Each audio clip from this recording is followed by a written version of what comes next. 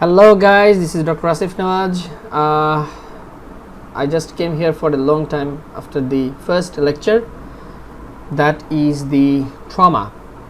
As we have done many lectures about the Bailey and Love 27th edition, from the very beginning I like to announce you that I'm going to have different kind of videos, like the videos about the basic science of anatomy, physiology and pathology later on in my YouTube channels.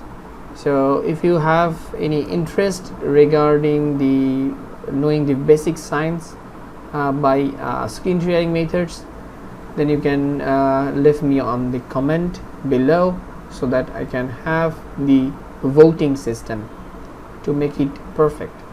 Okay, so today we are going to have seen the different kind of lectures of the next chapter of trauma, that is a traumatic brain injury. That is a very important topic that is very essential for normal surgical trainees. So okay, so let's start. So the traumatic brain injury.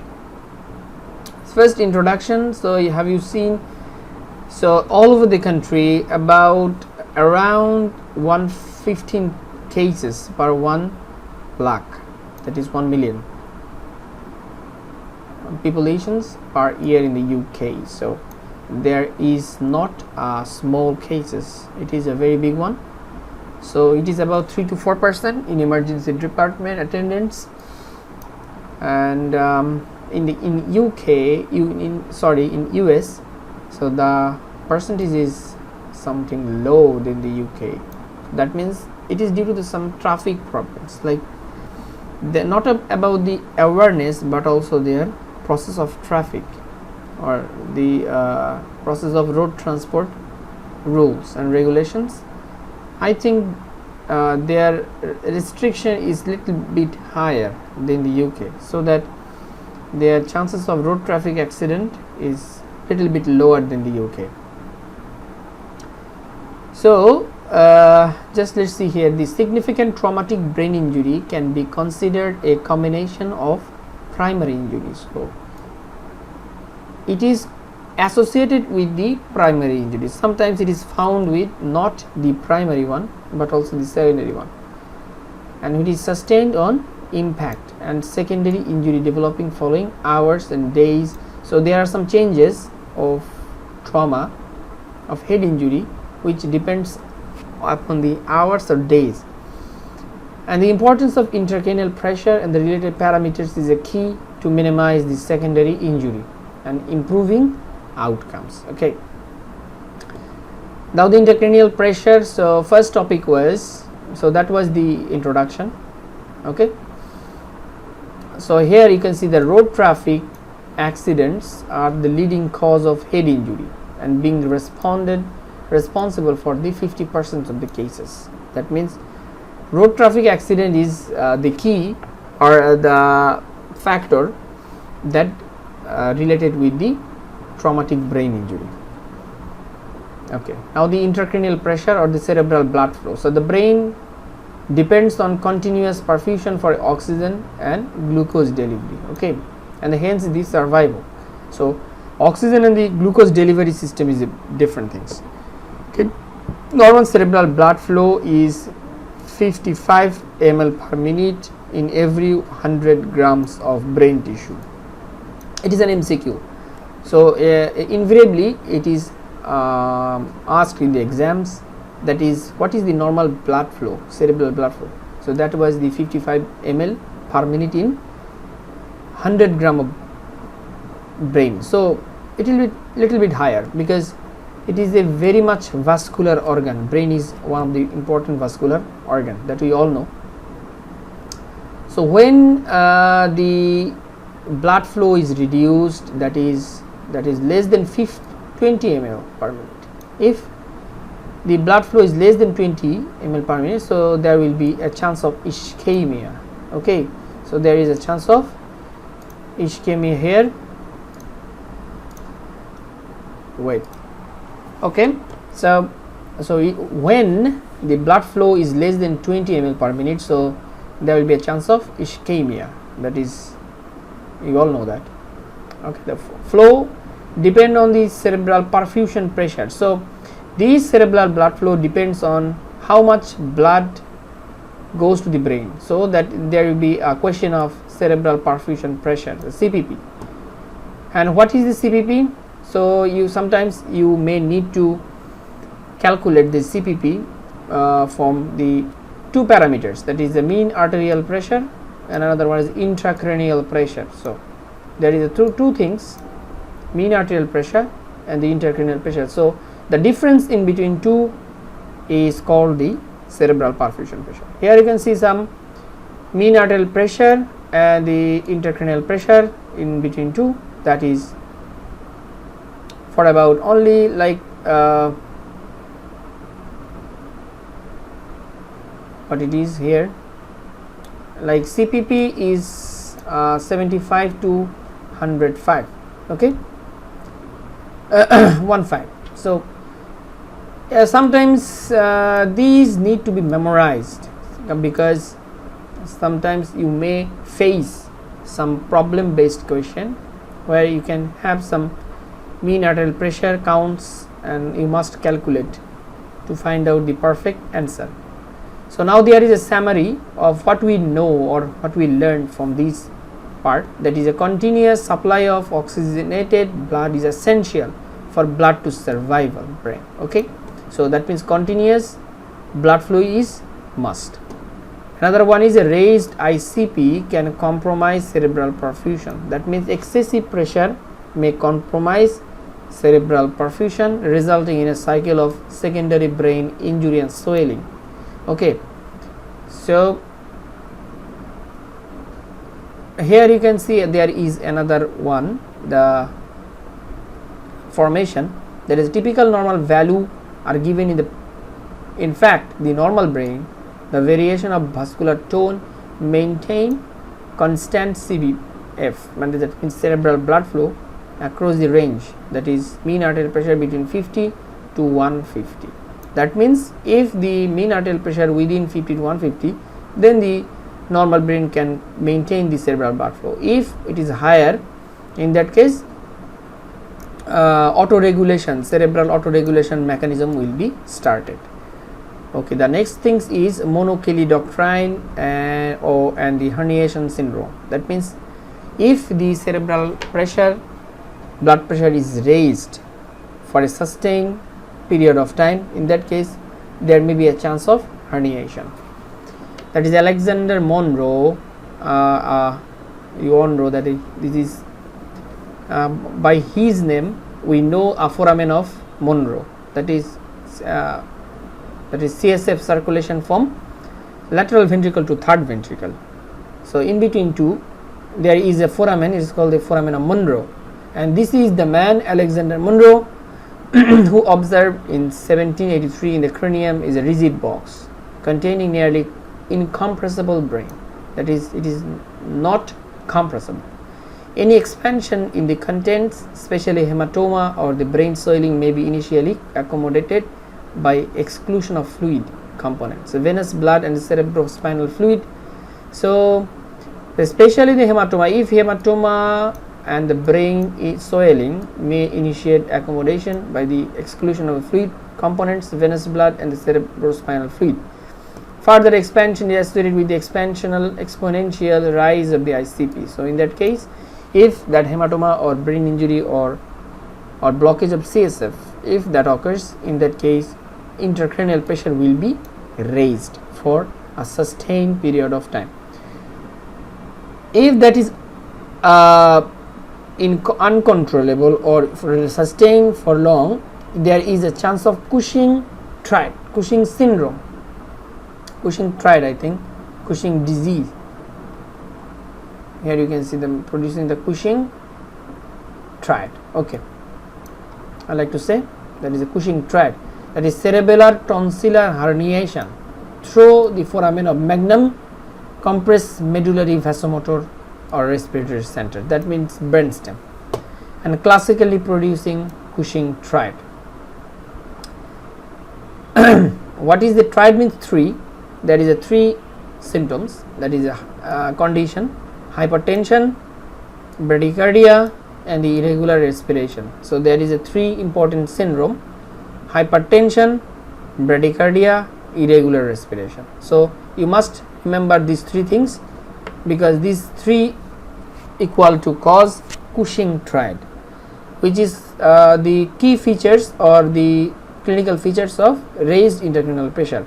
Because here is, you can see a pictures of raised temperature due to extra subdural hematoma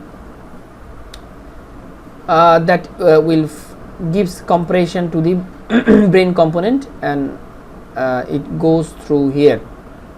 So sustained, it is a rigid box, so pressure must be go through the forward any foramen. So pressure will be guided or pushed through the foramen. So as a foramen magnum is the largest foramen of the brain cavity or cranium, in that case these cerebellum will be herniated through here, and it will compress the brainstem, and ultimately brainstem death can be occurred. So it is also called, the patient is said to be coning, and the brainstem death will result without immediate intervention. So if you fail to intervene, in that case patient will die, inevitable. So that is inevitable. So classification of head injury. So the second thing is, how can we classify that it is a severe injury or the minor injury? So severe injury is called the, there is a classifications, but that is a scoring system, that is a Glasgow Coma score, which by which we can identify or we can measure the head injury is so much hard or not so severe. So you can see that there is a table. There is a minor injury, the CSF score will be 15 or no loss of consciousness. If the mild head injury, that is 14 or 15 with lack of consciousness or the loss of consciousness, and the moderate head injury, that is GCS 9 to 13, if severe less than 8, that is 3 to 8. So sometimes you can measure through the GCS scoring. Another one is a minor and mild. Okay, what is the difference between the mild and minor? So because it looks both similar, okay, it looks both similar, but there is some difference. That is after exclusion of associated cervical spine injury, because when cervical spine injury associated with head injury, in that case the major concern for these patients to be avoid discharge during the lucid interval. Yes, this is another important things. What is lucid interval? If we see a level of consciousness, a patient of conscious state, sometimes a patient go through the road traffic accident or fall from height, he or she might have trauma to the brain. So in that case, first he was unconscious for a several period of time, then he is admitted to the hospital, and after some period or days patient was conscious and he was looked normal, and after few hours or minutes or hours he becomes again unconscious. In this free period of loss of consciousness, that means the time of awakening, the time period when the patient was awake and looks normal, that is a lucid interval. Okay, that means here you can see the may proceed delayed deterioration due to expanding intracranial hematoma. So it occurs when the hematoma is expanding. Okay, in general, patient with isolated head injuries without ongoing deficit can safely be discharged from the emergency department, provided they meet suitable criteria, for instance those provided by the UK National Institute of Health and the Care Excellence. So just memorize this, that is lucid interval, what it is, the time period in between loss of consciousness. Okay, it is the period of awakening or looks like a normal. of any head injury patient. So here there is a summary box of summary. The decision on imaging and discharge are best made guided by the published criteria. So you can assess the criteria by making decision of imaging and discharge are guided. So if in P verbal children and other vulnerable groups, non-accidental injury must be considered. So in P verbal children and other vulnerable groups, non-accidental injury must be considered. So if the patient is children or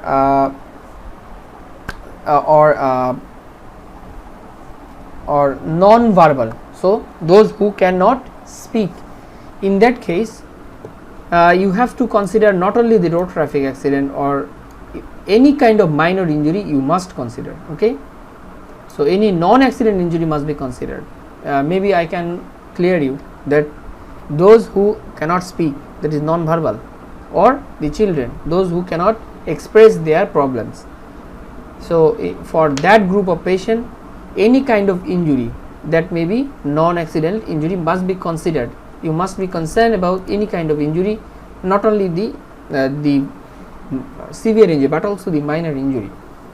So amnesia, confusion, headaches and somnolence are the typical features of concussion.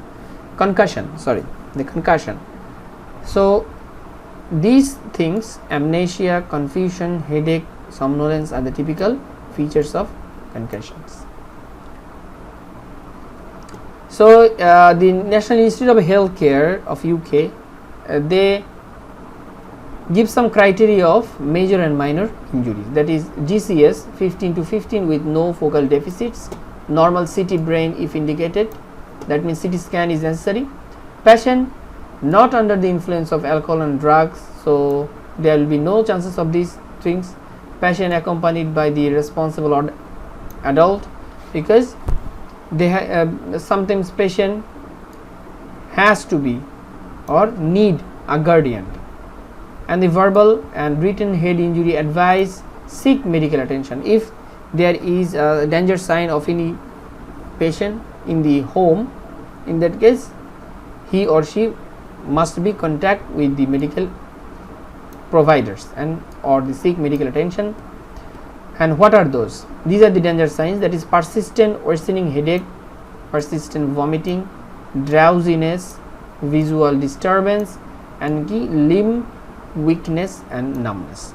So suppose we discharge the patient of head injury and he or she has an guardian who take care of her or him.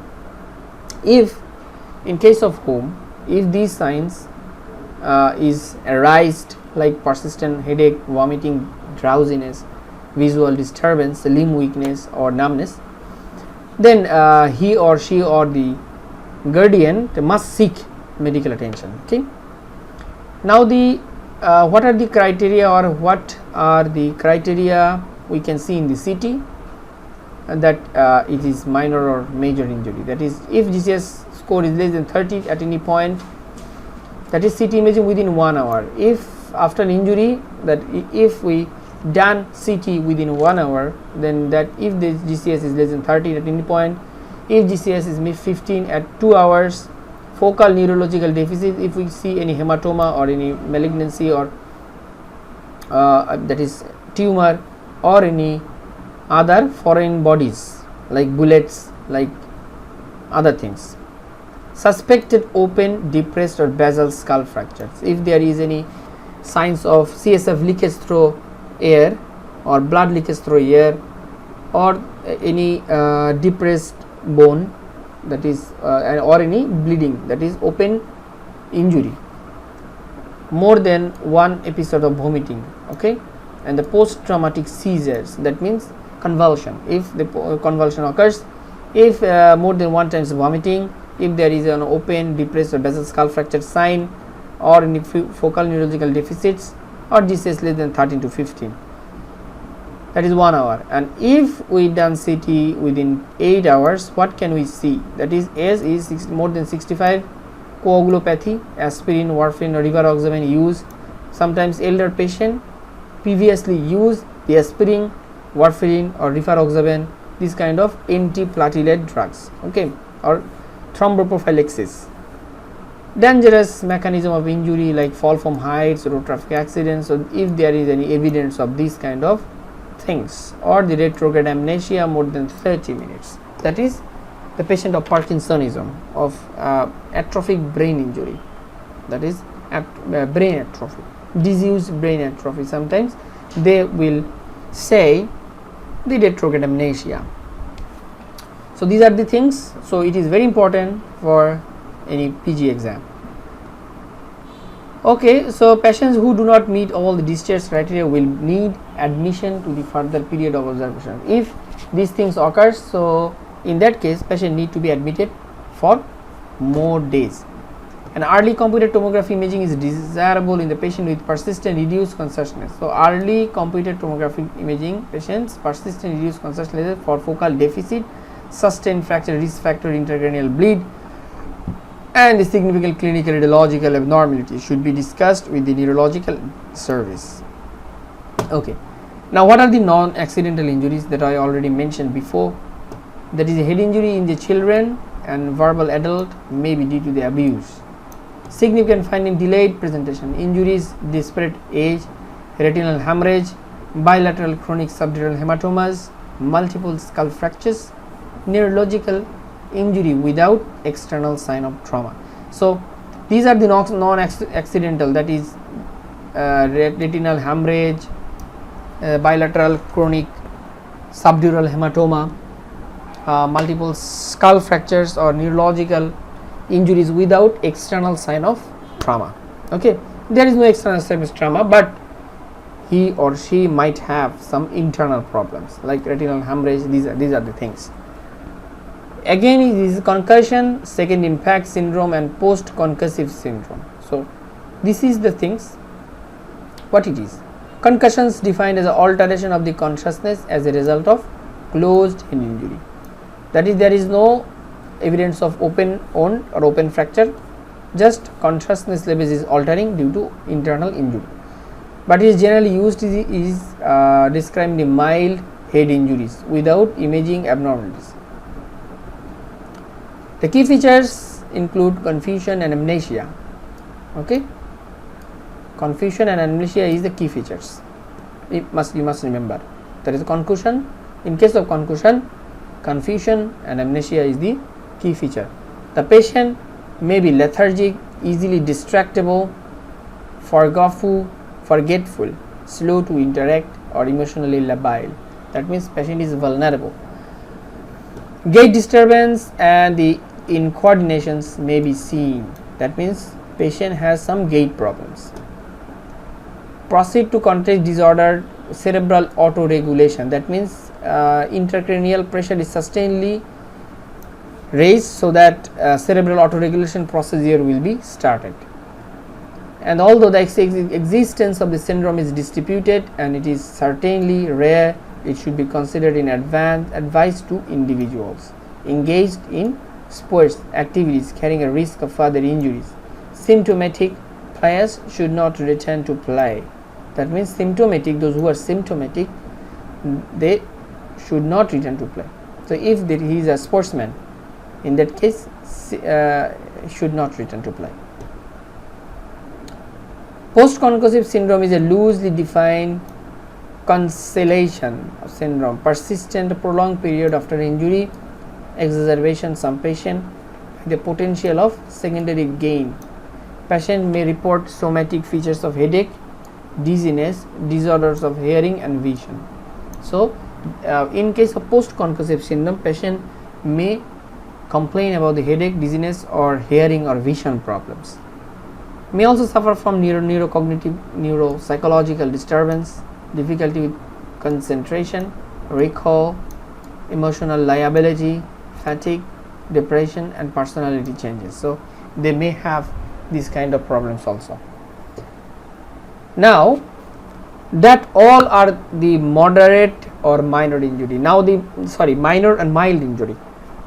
Now the second thing is a moderate and severe traumatic brain injury. So now what is the second moderate or traumatic brain injury? First, resuscitation and evaluation. So first we have to resuscitate or evaluate, either it is severe, mild or moderate. So all the doctors and the healthcare providers will follow the ATLS, Advanced Trauma Life Support. Advanced Trauma Life Support. So what it says, that is management of the airway, cervical spine control, proceeding to assess the manage breathing, circulation parallelly. So these all things will maintain or manage parallelly. Now the history, what kind of history a moderately injured patient may give. First, history must be obtained with witness and paramedics. So there may be a witness and paramedics also. High energy mechanism of injury like fall from height, road traffic accident, that will carefully clinical and radiological exclusion of the multi-system disorder. So these are the history a patient may give. That is a pre-injury state, fits, alcohol, chest pain, or mechanisms of energy involved in the speed of vehicles, high fallen, okay, speed, high speed injuries, conscious state and hemodynamic stability of the patient after the accident. How was the hemodynamic stability of the patient? That must be recommended. Length of the time taken for extrication, that means how many time a patient was fallen to the ground, or the without any assistance, or in the throw out to the mud or any pond or any wet surface, how long. So length of time is important. They check the medications history, especially anticoagulant and antiplatelet agents. Is the patient is in antiplatelet or anticoagulant drugs previously from the very beginning? Maybe some patients are using aspirin, warfarin. So that history is very important, because there is a close connection with the internal bleeding. Now the neurological progression. So there are other things that are neurological progression, past medical history. That is what we can see in the neurological progression. That is a GCS, pupil response, an honorable emergency department. Response at the individual emergency department should be obtained, documented. So GCS and pupil must be checked, and they should also check regularly. Deterioration of the GCS is the important index of developing and potential reversible. So if GCS is so low, in that case it may be irreversible. But the GCS is, if the GCS is moderate or less, there is a chance of reversibility, more chances of reversibility. That is also useful assessment of retrograde and amnesia. So integrate, the patient was intubated in the scene of the accident. It is valuable to know whether the patient was moving all the four limbs, because sometimes patient will suffer from paralysis due to brain injury. So it is very important to know this, that patient can move his limbs. Okay. Now the past history. Now patient may have some past history like allergy, like some medications, particularly antiplatelet drugs, and the potentially required platelet transfusion if the surgery is required, anticoagulant, and which may need reversal. Okay. Now the primary survey. So now the after the history, you must make primary and secondary survey. So how we can make the primary survey? So according to the ATLS guideline, you must make these things, that is the summary box: ensure adequate oxygenation and circulation, exclude hypoglycemia, check pupil size, response of GCS, check the focal neurological deficit before intubation if possible. That means this is the things you must check, these things for as a primary survey. Now the pupil is usually dilated, pupil size recorded millimeters, and reactions compress third nerve. So sometimes it is related with the third nerve involvement, promising the parasympathetic supply to the pupil. Unopposed sympathetic produce sluggish in lowest pupil. That means unopposed sympathetic system will be activated and the patient's pupil will be dilated for long. and that is progressively fixed and dilated under continued compressions. Okay, it is one of the important parameters. Sometimes we can see to check brainstem death by checking the pupil. Direct ocular trauma or nerve injury may be associated with the skull base fracture, can cause mydriasis or dilated pupil. Pre-existing discrepancy of the pupil size, anisocoria. Pre-existing discrepancy of pupil size, that means the patient has a pupil problem, like Holmes and adult pupil, and the cataract for example may also complicate assessment. That means during examination, if the patient previously have anisocoria or cataract or Holmes adult pupil, in that case the assessment will be little harder or little difficult to measure. In that case, there is a second thing is GCS. So in that case we can check the GCS. So GCS means the Glasgow Coma scoring system. So there are 3 parameters or 3 important points here, that is eye opening, verbal response, best motor response. So best verbal response and best motor, these 3 things is mainly checked. So there is a scoring system, you can see here. It indicates the condition of the patient or the level of head injury, how extensive that injury is really one. So like the eyes opening, that is spontaneous. If that is spontaneous, it is very good for 2 verbal command. If patient can speak or if can say anything, that is 3. 2 painful stimulus, if patient is make response to painful stimuli, then 2 do not open, that is VAD, that is unconscious, patient is unconscious, 1. So you can see that is spontaneously eye opening. If the patient is can say, that is speech power. If the patient has a painful stimuli, if we can give painful stimuli, that patient may respond, or if do not open, then 1. Second thing is a verbal, normal oriented conversation, patient can conversate with you, that is 5. Confused, that is 4. Inappropriate word only, 3. Sound only, 2. No sound, that is unconscious, very bad. So that sound is speak, power of speak, that is a verbal response. Another one is a motor response. Intubated patient is also unconscious, that is T. In motor response, that means movement of the limbs or the result of any command. If I say, he will respond or make the function, that is a motor response. Obeys command, if obey command, then 6. Localizes to the pain, 5. Withdrawal reflection, 4. Abnormal flexion, 3. Extension, 2. No motor response, that is unconscious. Okay. Now the secondary survey, by which we can establish the primary survey by the pupil neurological abnormalities along with the GCS score. Now the secondary survey is done by checking the head, neck and spine. Okay, head and neck and spine.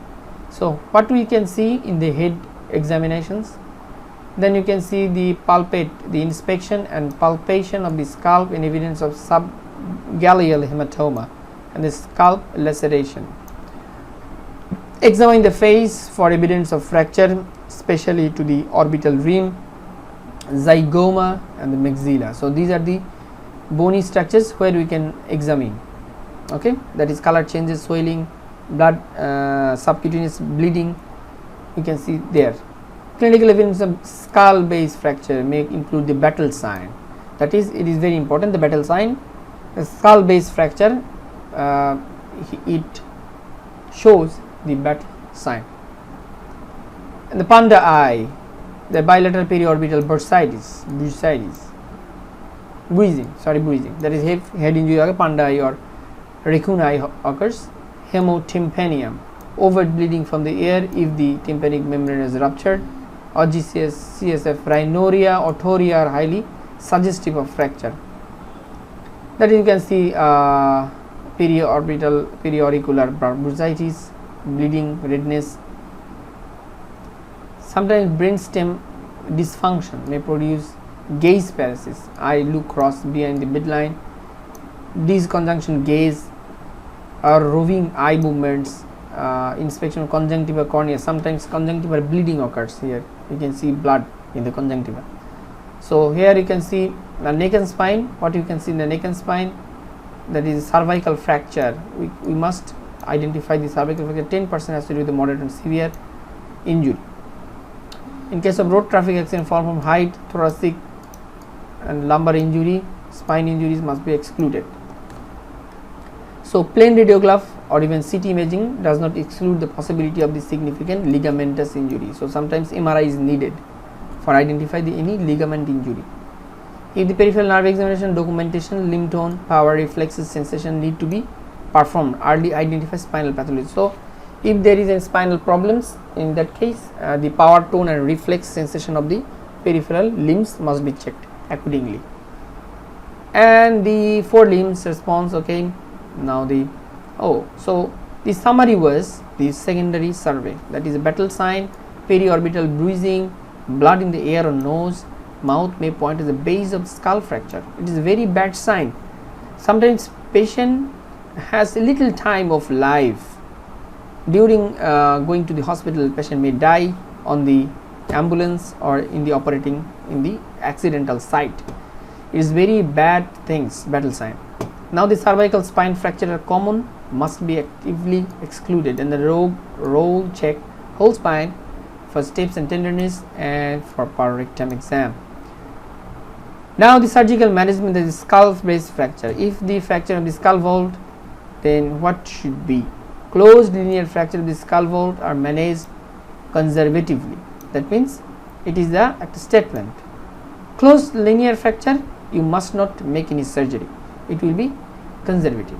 And open and comminuted fractures should be considered for debridement and prophylactic antibiotic therapy. You can see there are different kind of skull fracture, like here a part of fragments goes inside to the brain matters, and this is the part of the avulsion injury. This is a gunshot injury. You can see there is a depressed skull fractures. Here you can see some small depressed skull fractures. So there are different kind of fractures occurs here, open, some close, and clinical features include the CSF leak from the ear, otorrhea, or is bruising behind the ear. Skull base fracture is complicated by the pituitary dysfunction, arterial dissection, cranial nerve deficits, and extradural hematoma. It is one of the important topic, that is extradural hematoma is neurosurgical emergency. Neurosurgical emergency is results from rupture of the any artery or vein or venous sinuses, association with the skull fracture. The classical injury of the fracture to the thin squamous temporal bone and associated with the damage of the middle meningeal artery. So try to remember this. If the temporal bone fracture occurs, so there is a great vessels of middle meningeal artery. Sometimes it is ruptured, okay, and forms the extradural hematoma. It is more common in case of middle meningeal artery rupture. So transient loss of consciousness. The typical patient may present with the subsequent the lucid interval with headache, and as well as if the hematoma is expanding, if the continuous hematoma occurs, in that case Monochilidocrine syndrome occurs. Sometimes cerebellar herniation or brainstem death can be occurs if it deteriorated, or contralateral hemiparesis sometimes occurs. So what we can learn from the extradural hematoma, it can follow relative minor trauma or brief loss of consciousness, from minor trauma to loss of consciousness, followed by the lucid interval or sudden deterioration, lentiform lesion or computed tomography. That means in case of CT we can see lentiform lesion, and require immediate transfer to neurosurgical unit for decision on evaluation. Either it is conservative, on the other hand an immediate surgery, or that is Barhol operation can be performed to save that patient. Now the reduced conscious level, ipsilateral pupillary dilatations, cardinal signs of brain compression and herniation. Now although these classical presentations occurs in only 1/3 cases, okay, if invasive potential rapid avoidable. So you can see some pictures of extradural hematoma.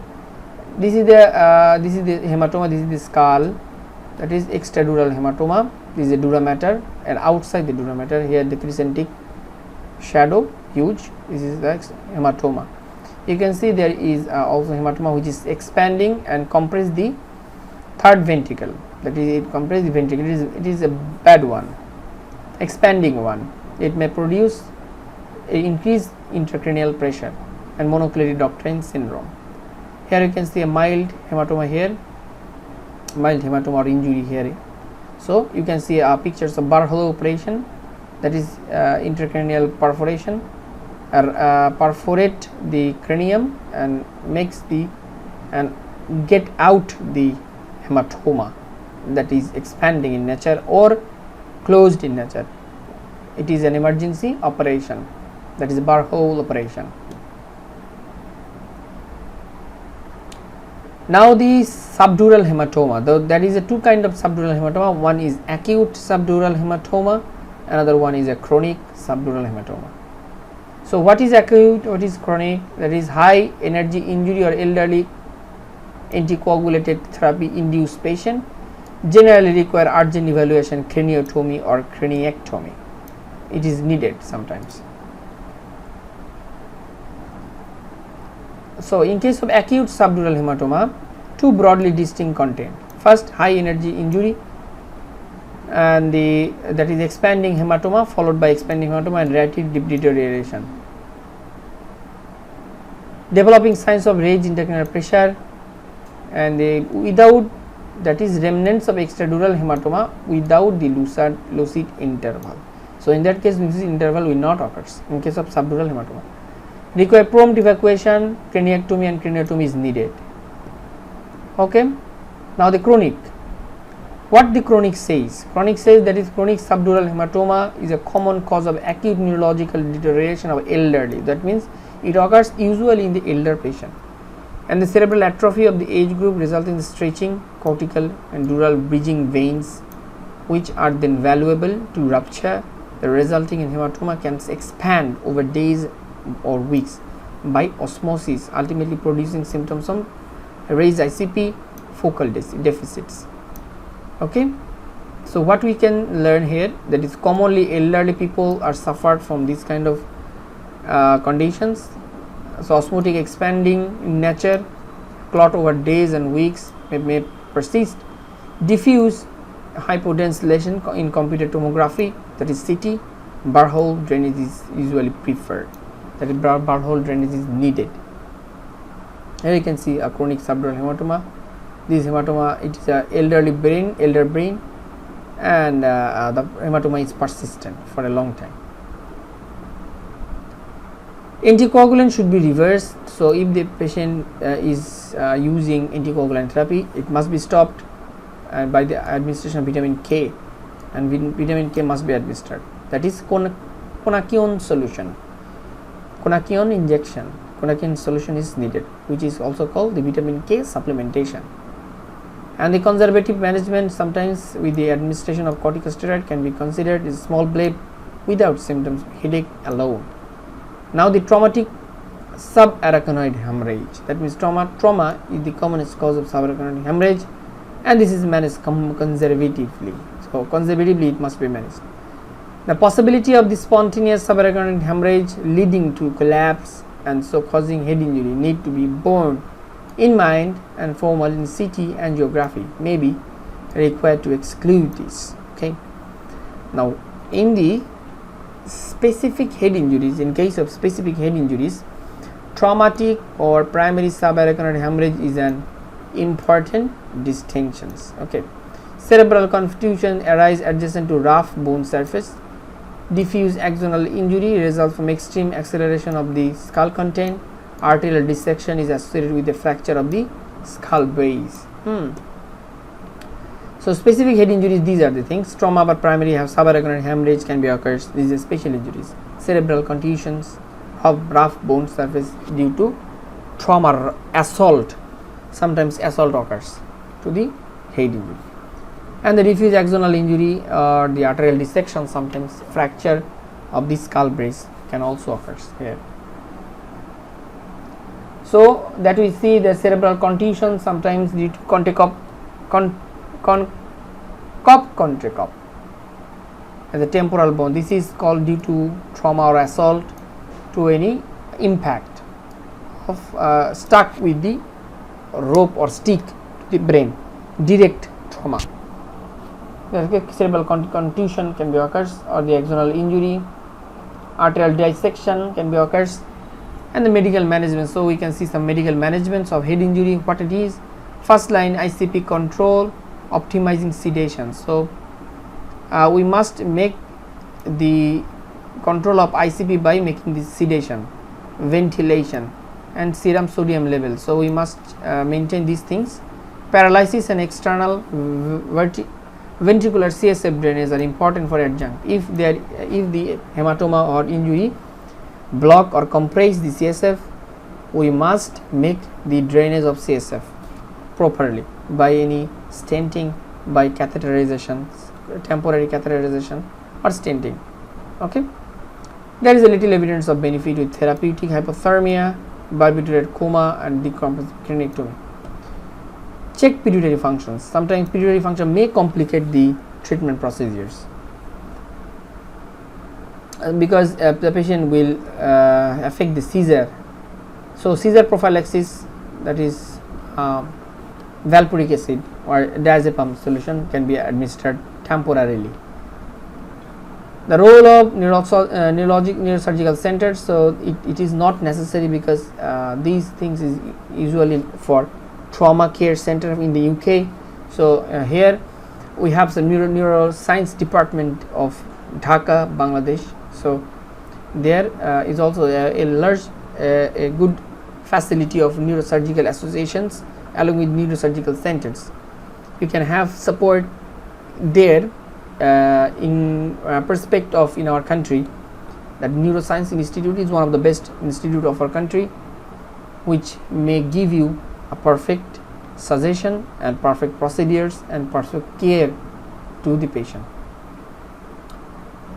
Now how we can control the intracranial pressure? Okay, intubation, ventilation is required. Early management for severe brain injury for airway. If the often required moderate brain injury, facilitates safe management and transfer to unstable, frequently agitated patient in order to control ICP. Why there is evidence to raise, for example, people changes mannitol administered to the control the patient temporarily. So administer mannitol here in case of ICP is good for temporary control of the pressure. CSF drainage is important, permitting CSF drainage. Sometimes CSF drainage is needed here because 20 to 25 millimeter mercury above normally associated with poor outcome. If ICP is more than 20 to 25, the outcome is poor, and maintenance of cerebral perfusion presence less 60 is important, preventing secondary injury. So our goal is to prevent the secondary injury and early recovery of the patient.